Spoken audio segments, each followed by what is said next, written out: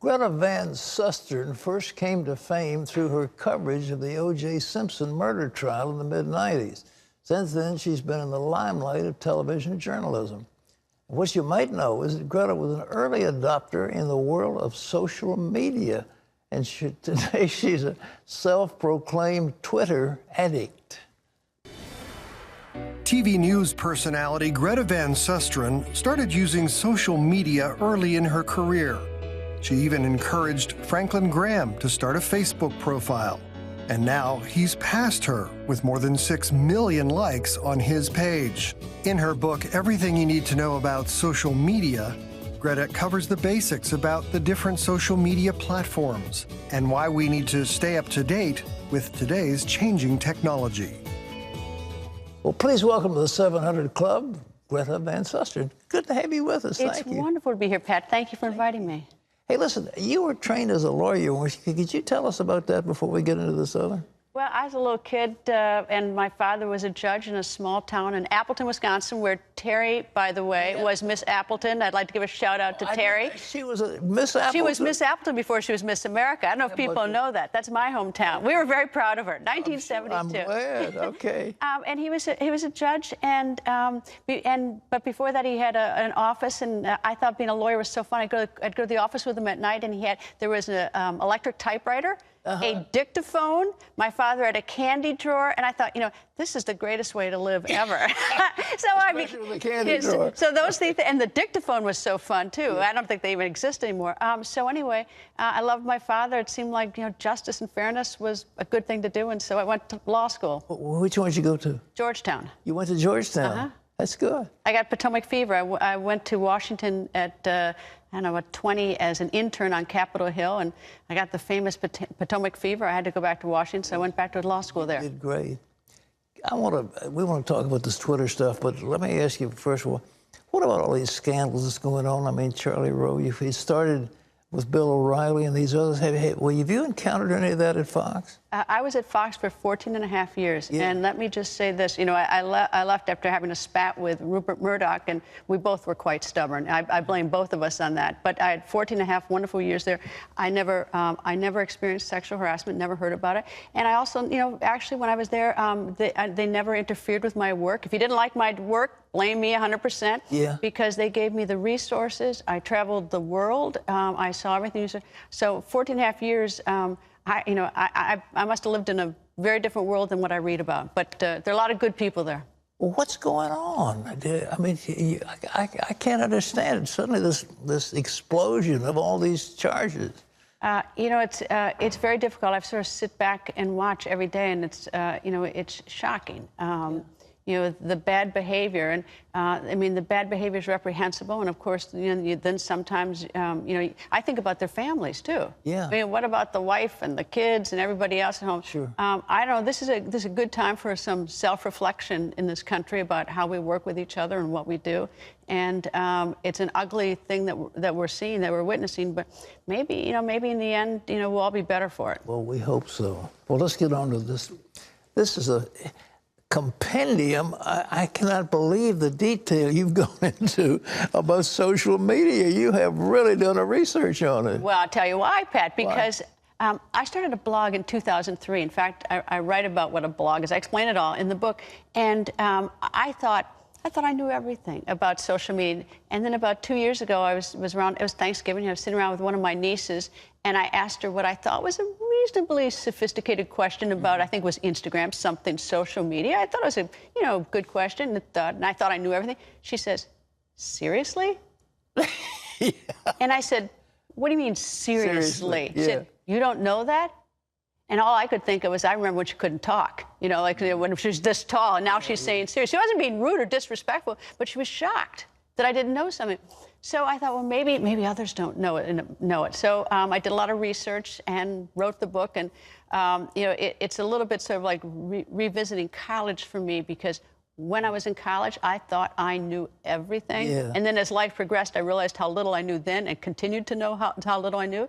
Social media, I had no idea how little I knew about it when I thought I was an expert on it. When I'm reading your book, I feel so helpless. Well, you need to get out. You need to get more involved. Do you know that Reverend Franklin Graham, Yeah. who, by the way, he's watching. He said he's going to watch today. Okay. Reverend Franklin Graham, we were talking about Facebook when I traveled on one of his humanitarian trips overseas, and we started talking about Facebook, and he thought it was just something his daughter had for sharing pictures. And I said, oh, no, Reverend Graham, you need to get on Facebook. So at the time, I had, 700,000 people following me on Facebook. So I got him on Facebook, and zoom. Now he's got 6.3 million people on his Facebook page.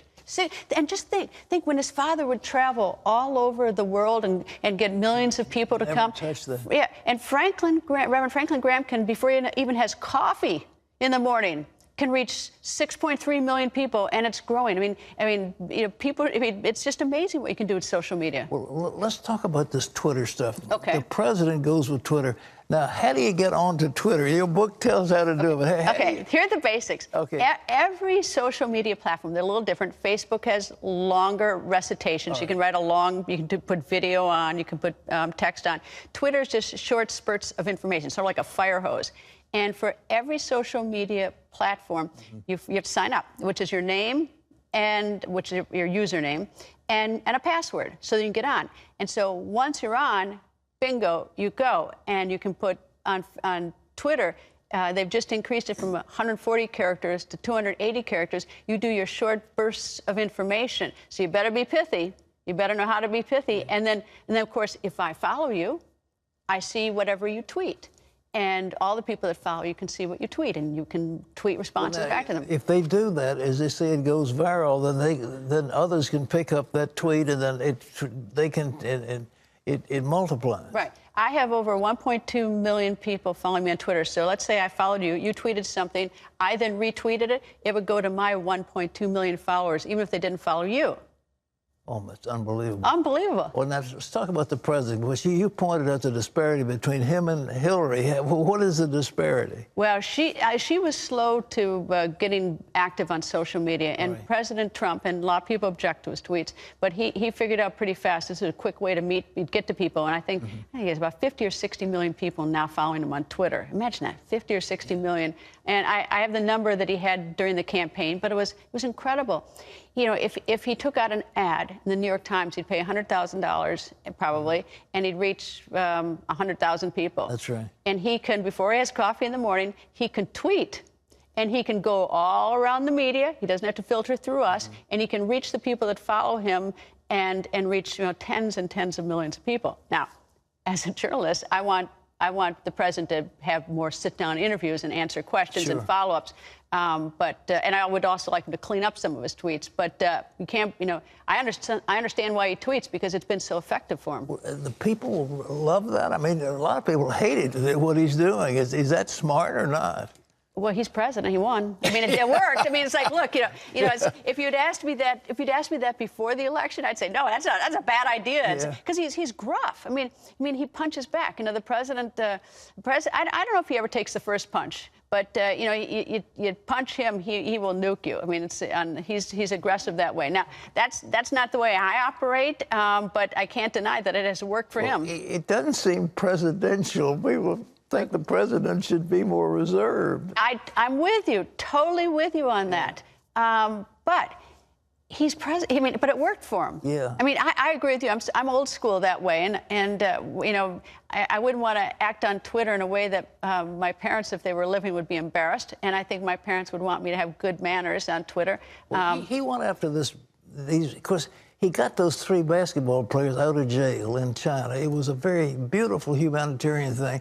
The father of one of them says, "Oh, he didn't do anything." So Trump goes after him. Is that a good thing? I wouldn't do it. Yeah. Not in a million years would I do that. But it's like, look, we know what we got. He certainly, I mean, I guess we'll see in the next election if he runs whether it's a good idea or not, because we'll see how people respond to it. Well, but you said Hillary, what's the difference? He had 50-some million or 60 million, and she had about I don't know what she had. She had much less. You know, there's sort of many components to an election. I mean, look, Secretary of State Hillary Clinton should have come to my home state of Wisconsin and campaigned. She lost Wisconsin, and a Democrat hadn't lost Wisconsin since 1984. So there were a lot of things that were wrong in her campaign. But one of the things is that, you know, she got outsmarted on social media by the president.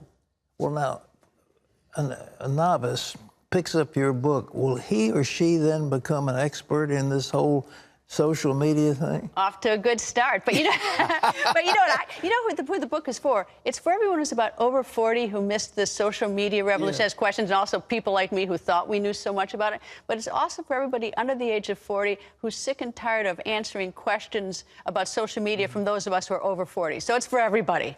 Well, this is a primer. If you got so much detail in here, it's just marvelous. I mean, it's a compendium of what you do. The people like me. A lot of people don't like the internet, but it's really sort of. I think it's time for the people to take the internet back. There's a lot of bad stuff on it, a lot of nasty people, but we need to flood it with the good stuff. It's a wonderful research tool. Sure. It's a wonderful form of communication, but I think we should be more aggressive and take back the internet from the people who want to abuse it. Well, this shows how back again you get a URL. Is that what you get? All right, you get one of them, and then you have you get a Twitter account. And you go on the internet and you go twitter.com and you can sign up for it, or facebook.com. And Pat, I'm gonna start watching your are you on Twitter? No. Okay. I'm gonna start watching. Okay. I'm gonna start watching. All right. See how you do on Twitter. Okay. Well, after talking to you, I'll be so ashamed if I don't begin to do it. But you've got to work at this. I mean, you don't just put garbage out there. You want to say something that's intelligent. Yeah, but sometimes just saying something nice to someone. Reverend Franklin Graham will put up just something, a quote from the Bible or something. You can do anything you want. You can, if you have a grocery store, you can list your specials on Facebook or something. I mean, think of it as like the telephone. You like to pick up the telephone. Think of all the things you can do with the telephone. You can call and help someone. You can have some communication to a sick person. Well, with Twitter, you can tweet nice things, or Facebook put something up to inspire people. It's just time that we sort of take back the internet and make it a good thing. And so I could have daily devotionals. You could on Twitter. Yeah. That Reverend Franklin Graham has done live things on Facebook that people can watch live. Remember, he went around from state capitals last year? It was a lot of it he could do live. What's the difference between the Facebook and the Twitter? Facebook is long and much more text, and you put video on. You can put video on Twitter too, but it's long, and you have more time to think. And Twitter is like a fire hose being spraying in your face. It's faster. And for the novice, I say go Facebook first. Oh. Twitter is rock and roll. It's a lot faster.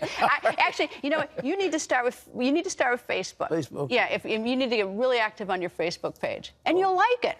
Well, we'll do that. Yeah. All right. Well, we've been at the leadership in terms of television. We've been pioneers in all this, but this is new for most of us. But you can stream your TV show onto the internet too. You can do some of that. You should put segments from here on your Facebook page. We'll do. You'll get another. Bigger. You have a huge audience as it is. You're going to have a bigger one. Greta, you have inspired me. Thank you. Everything you need to know about social media. It is an incredible book. And where do they get it, by the way? They can get it now. It's less than $15. That's an inexpensive present for Christmas. Less than 15. And they get it through Amazon or wherever. Amazon. Have you been to Amazon? Sure. Oh, okay, yeah. Good. Okay. Absolutely. Well, I didn't know where we were starting on this. You got to be with Amazon.